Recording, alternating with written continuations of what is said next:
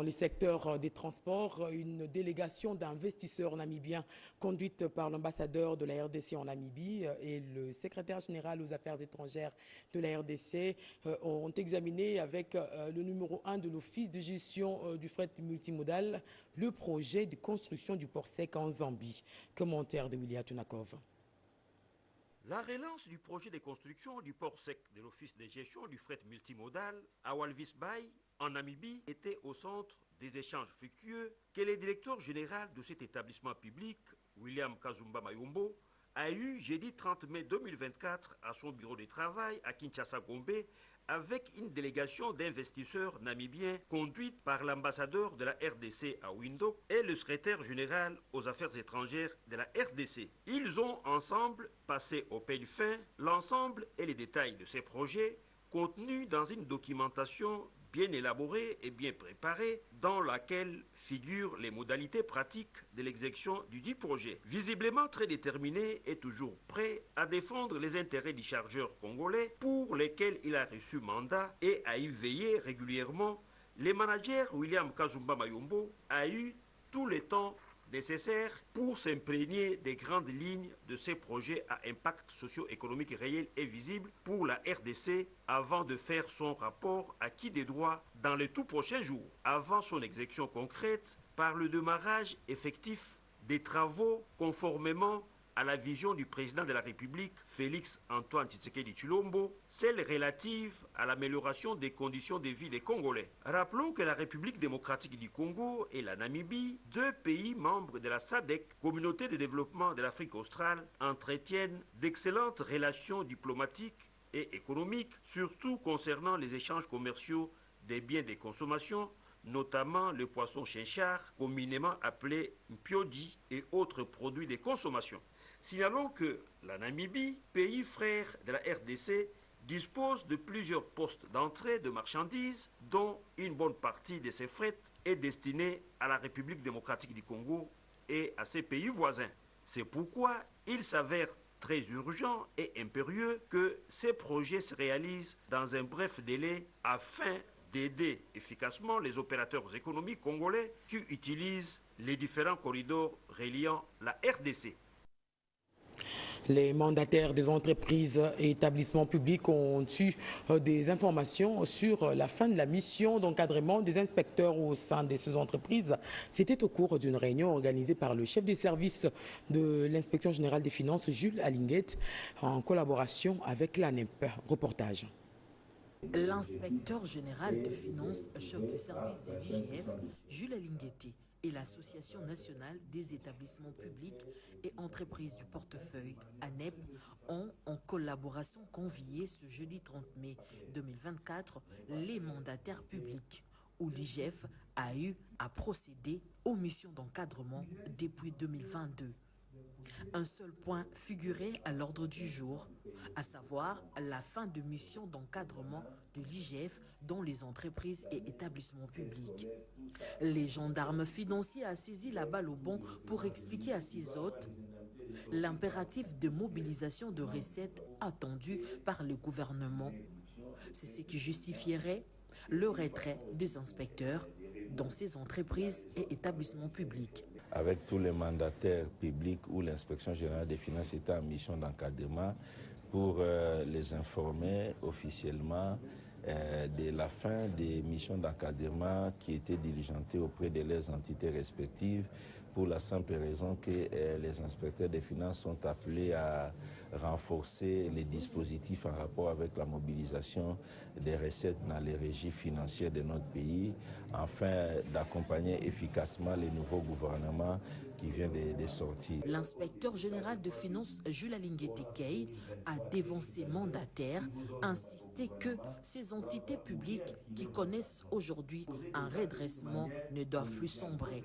Mais plutôt, il les a invités à intérioriser la volonté politique du chef de l'État, Félix Antoine Tshisekedi, d'implémenter la bonne gouvernance. C'est en janvier 2025 que l'IGF reviendra dans ces établissements et entreprises publiques pour faire une évaluation. 2 jours pour réfléchir sur la situation de l'insécurité dans la région des Grands Lacs africains. Le caucus des professeurs pour la paix et le développement organise cette activité afin de déceler les pistes des solutions à soumettre aux différents intervenants. Yvette Makoutima.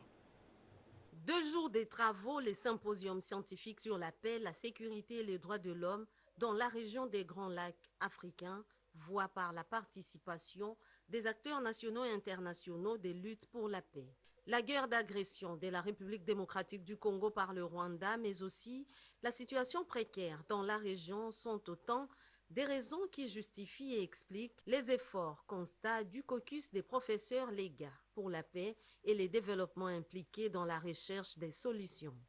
Les cadres universitaires maintenant, la communauté savante a pris l'option de pouvoir s'engager pour donner des recettes importantes aux différentes parties prenantes dans le processus de paix de la région, afin que la paix soit réellement rétablie dans la région des Grands Lacs africains. Par leur seule présence à l'ouverture des travaux, les participants ont confirmé l'intérêt de cette rencontre pour la quête de la paix et la sécurité dans la région des Grands Lacs, plus particulièrement dans l'est de la République démocratique du Congo. Il est très important de tenir ce genre de forum où nous partageons les informations entre Congolais pour que nous puissions comprendre tous les enjeux qui impliquent notre République aujourd'hui et qui font en sorte que nous puissions comprendre du point de vue sécuritaire les enjeux dans notre République et qui peuvent informer l'opinion. Ce symposium est censé contribuer au renforcement des processus de paix et de l'état de droit dans différents pays, notamment en RDC. Et nous allons tout droit dans le Haut-Katanga où les recteurs de l'université de Lubumbashi, le professeur ordinaire Kishiba Fitula Gilbert a ouvert ce vendredi les journées scientifiques et portes ouvertes dans la salle Monseigneur Tarsis Chibangu Chichiku à Lubumbashi, bien entendu. Suivez. La faculté des sciences agronomiques de l'université de Lubumbashi a ouvert ce vendredi 31 mai 2024 des journées scientifiques et l'exposition dans la salle Monseigneur Chibangu Chichiku. Sécurité et souveraineté alimentaire en République démocratique du Congo, défis et perspectives est le thème autour duquel ont tourné les échanges. Ces journées scientifiques visent à contribuer à l'amélioration de la sécurité alimentaire et la diversification de la production agropastorale et halieutique en RDC. Illustration faite, des stands érigés et des diverses productions exposées dans celles des étudiants. Lors de l'ouverture, le recteur de l'université de Lubumbashi, le professeur Gilbert Kishiba, a de prime abord salué la nomination de la ministre de l'Enseignement supérieur universitaire par le chef de l'État, puis a exprimé le souhait de voir les résolutions qui en découleront être rendues publiques. Je salue ici l'avènement à la tête du ministère de l'Enseignement supérieur et universitaire de son Excellence, la professeure Marie-Thérèse Sombo. C'est ce que nous cherchons à travers la présence de chacun d'entre nous ici, chacun qui est partie prenante et porté à participer vivement dans les apports à présenter en vue de concourir aux solutions efficaces en matière justement de souveraineté alimentaire. Et dans ce cas, nous saluons le président de la République, justement, qui avait insisté sur le primat du sol. Je voudrais dans ce cas ouvrir ces assises et lever l'encre pour nous permettre à nous tous d'aller vers le large des apports scientifiques. Que Dieu bénisse la RDC. Le doyen de la faculté des sciences agronomiques, le professeur Milorgo Ishucha, a pour sa part relevé l'importance particulière de ces assises dans le contexte présent. Ces journées scientifiques se clôturent samedi 1er juin 2024. Communiqué officiel, le bureau du Conseil économique et social informe l'opinion nationale et internationale que la clôture de la session ordinaire d'avril 2024 du CS est prévue ce samedi 1er juin 2024 à 10h, précise à son siège. La présence de tous les conseillers de la République à la cérémonie de clôture est vivement souhaitée. Se signer Martin Sekabengele et Astrid, rapporteur adjoint. À l'Union sacrée de la Nation, on discute sur les enjeux politiques de l'heure.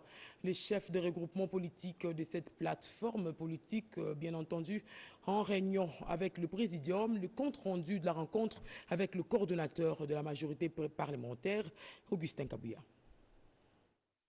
24 heures après la publication du gouvernement Judith Souminoa, les coordonnateurs de la majorité parlementaire, honorable Augustin Kabouya, a échangé tour à tour avec les membres du présidium de l'Union sacrée de la Nation sur les enjeux politiques de l'heure. Les premiers ministres sortants Samalou Kondé et chefs du cartel Agisson et Bâtisson étaient les premiers à être reçus par les sénateurs. Augustin Kabouya. L'honorable Vital Kamere, président de l'Assemblée nationale, a été aussi consulté par le secrétaire général de l'UDPS. Ensuite, Augustin Kabouya s'est entretenu avec le professeur Bahatilou Kwebo, président du regroupement politique AFDCA. Christophe Mbosso, deuxième vice-président de l'Assemblée nationale, n'a pas manqué aussi à ces rendez-vous. Selon certaines indiscrétions, au cours de cette rencontre, plusieurs points ont été abordés pour préparer la réunion avec les chefs de regroupement politique de ce vendredi 30 mai. La question de l'installation du bureau de la Chambre haute du Parlement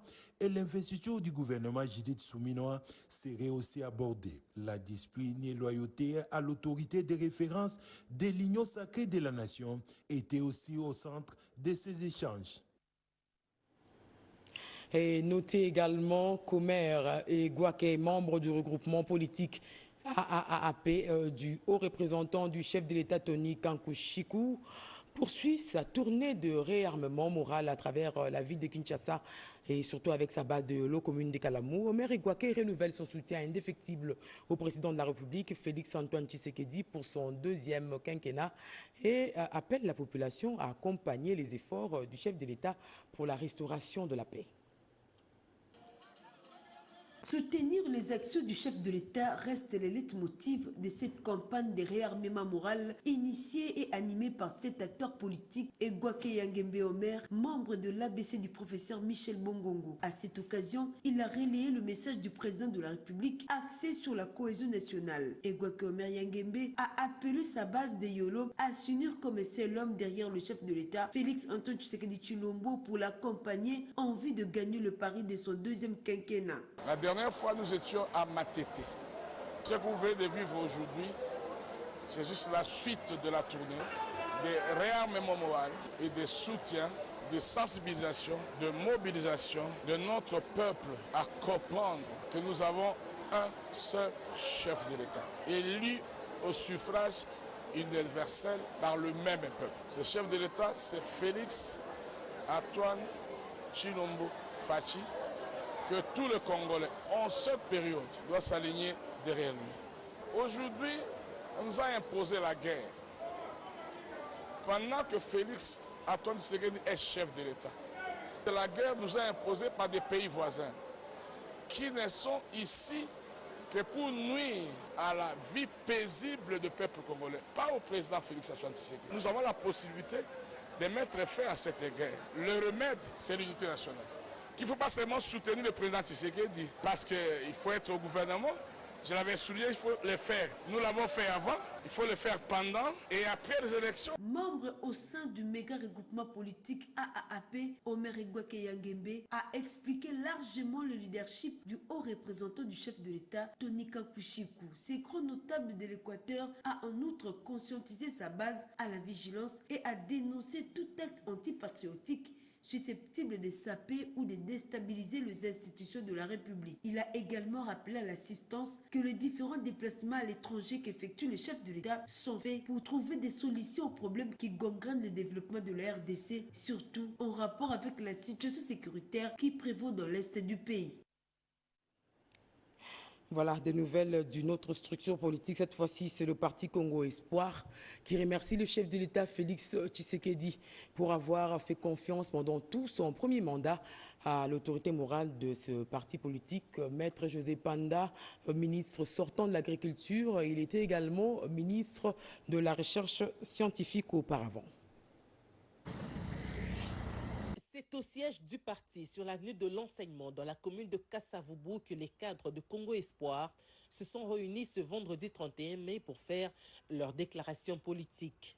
Ils ont remercié le président de la République pour la confiance placée en maître José Mpanda Kabangu pendant son premier quinquennat. John Moyabi Mungal est le secrétaire général adjoint de Congo Espoir en charge de la communication. Réaffirmons notre appartenance à l'union sacrée de la nation, derrière le président de la République, chef de l'État, son Excellence Félix Antoine Tshisekedi Tshilombo, dont nous soutenons sans intermoiement les actions pour le devenir meilleur de notre peuple. Assurons notre total soutien au gouvernement de la République, dirigé par son Excellence, Madame Judith Suminwa Tuluka, Première ministre et chef du gouvernement. Relevons cependant avec regret l'absence de notre parti politique du gouvernement, pourtant la première force politique au sein du recoupement A24 et de la plateforme en termes d'élus nationaux. Formulons le vœu de voir corriger cette situation pour assurer la paix et la concorde au sein de l'union sacrée, notre famille politique, comme le veut la haute autorité de référence, Félix Antoine Tshisekedi Tshilombo. Le parti Congo Espoir appelle tous ses cadres et militants au calme et les exhorte à éviter des déclarations et à se référer à la hiérarchie pour toute prise de parole dans les médias.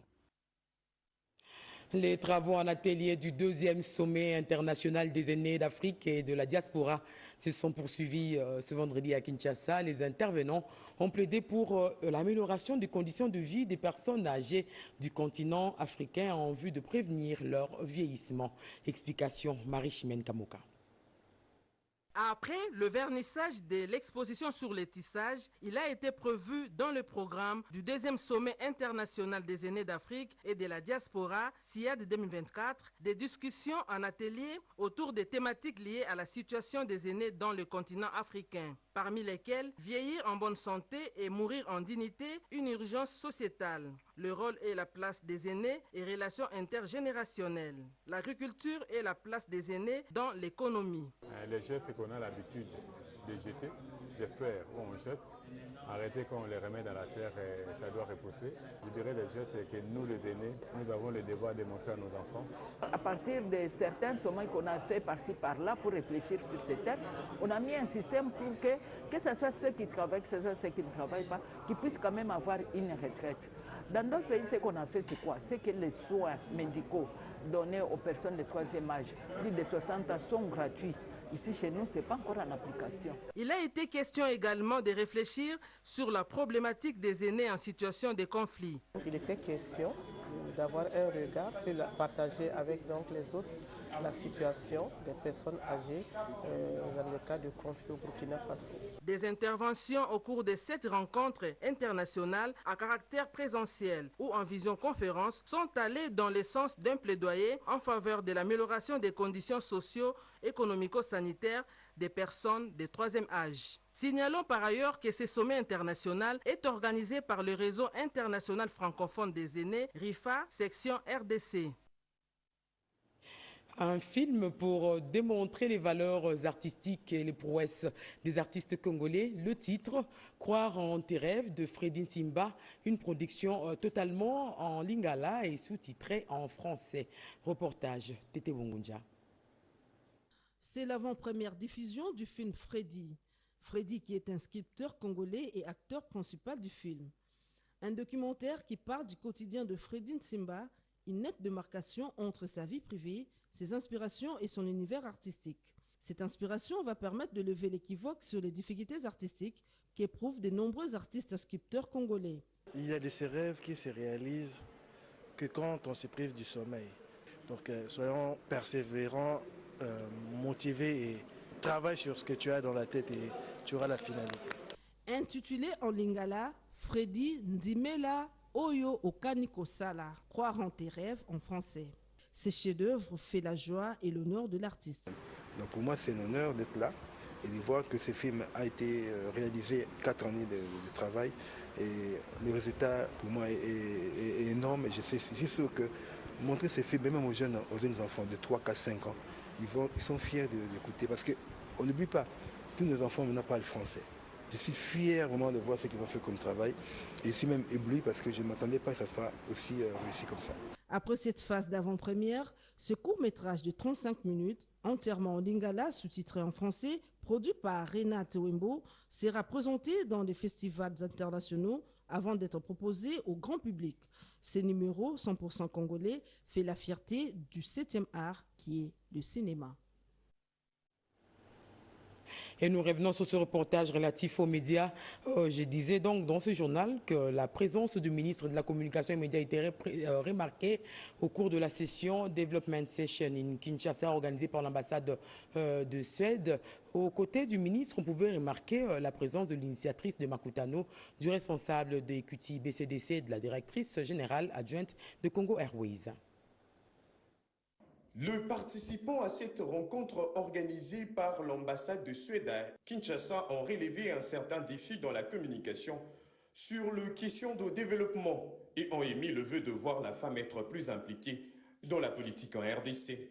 En réaction, le ministre de la Communication et Médias, porte-parole du gouvernement, a apporté sa recette magique pour inverser la tendance tout en fustigeant certaines traditions.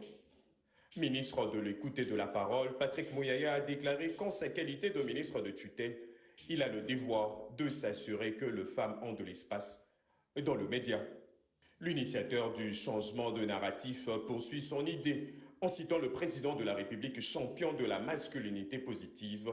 Le garant de la nation, renchéri Patrick Mouyaya, a déjà donné le ton avec la nomination d'une femme à la tête du gouvernement. Il y a évidemment un besoin pour nous de nous assurer comme ministère des tutelles que les médias donnent de l'espace pour parler des femmes. Il y a des médias qui sont animés par les femmes, mais je me demande même, est-ce qu'elles-mêmes, ces femmes qui animent les médias, s'assurent qu'elles ont accordé de l'espace aux questions des femmes. Mais c'est une préoccupation globale sur laquelle, en tout cas dans le cadre de ces nouveaux quinquennats qui commencent, nous allons nous assurer que dans les efforts qui sont faits pour l'émergence de la femme, qu'elles puissent avoir de l'espace où les femmes peuvent s'exprimer, où les femmes peuvent montrer qu'elles peuvent être des modèles pour d'autres femmes. Présent à cette rencontre, l'initiatrice de Makutano a édifié l'assistance sur le rôle de la femme dans le secteur privé. Le responsable de l'inclusion financière à Equity BCDC a plutôt évoqué de stratégies à mettre en place pour l'autonomisation de la femme. À la requête de la directrice générale adjointe de Congo Airways sur la prise en charge de 2 jeunes filles qui tiennent à poursuivre leurs études à l'étranger en aviation civile et une en astronomie, le ministre Patrick Mouyaya a accepté de prendre en charge celle qui étudiera à l'astronomie. Et 2 communiqués avant de nous quitter. Le premier nous vient du Fonds forestier national. La direction générale du Fonds forestier national porte à la connaissance de l'opinion que les dispositions du titre 4 du règlement intérieur du conseil d'administration de cet établissement public portant sur des pouvoirs de signature stipule en ses articles 42-45 au sujet de la signature des documents administratifs et autres courriers, ce qui suit. Sous réserve de pouvoir dévolu au directeur général par le présent règlement, tout document administratif et financier et tous autres courriers du Fonds forestier national engageant la responsabilité du conseil d'administration doivent obligatoirement porter les signatures du ministre de l'Environnement et Développement durable ou le cas échéant et en cas de délégation du directeur général du fonds, les membres du conseil non actifs ne peuvent interférer dans la gestion courante du Fonds forestier national. Et le dernier communiqué de la Régie des eaux SA, Direction générale de Kinshasa Ouest, informe ses abonnés de la partie ouest de la ville-province que suite aux travaux de raccordement sur les réseaux de sa nouvelle usine de traitement d'eau d'ozone, des perturbations dans la fourniture d'eau sont observés ce vendredi 31 mai 2024 dans les quartiers ci-après Montfleury, Macampagne, Joli Parc, Kantiati et Ozone. La Régie des eaux SA prie les abonnés concernés de bien vouloir l'excuser pour ce désagrément indépendamment de sa bonne volonté. Elle les rassure du rétablissement de la desserte dès la fin des travaux. Voilà. Fin de ce journal réalisé par Monique Mavungu. Renette Kulunga l'a rédigé. Bobo Anan vous tiendra compagnie pour l'édition de 23h. Madame, Messieurs, bonne suite de programme sur la radio-télévision nationale congolaise et bonsoir chez vous.